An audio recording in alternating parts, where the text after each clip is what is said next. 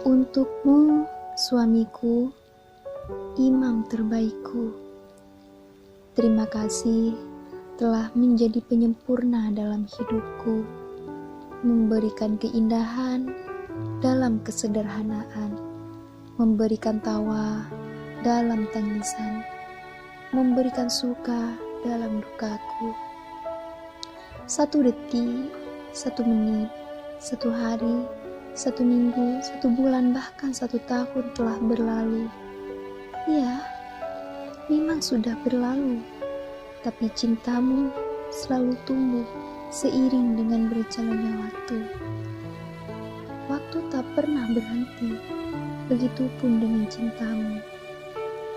Ku bersyukur pada Tuhanku yang telah mempertemukanku dengan dirimu.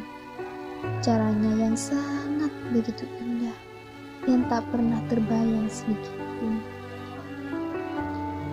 Roda waktu bergulir perlahan tapi pasti, berputar kembali pada tanggal ini, 11 Januari. Barakallah fi umrik sayangku. Semoga Tuhan selalu melimpahi ragamu dengan kesehatan, tentunya keberkahan hidup, dan semoga bertambah tingkat ketakwaan pada Allah yang Maha Besar, dan bertambah juga kecintaanmu pada Rasulullah SAW.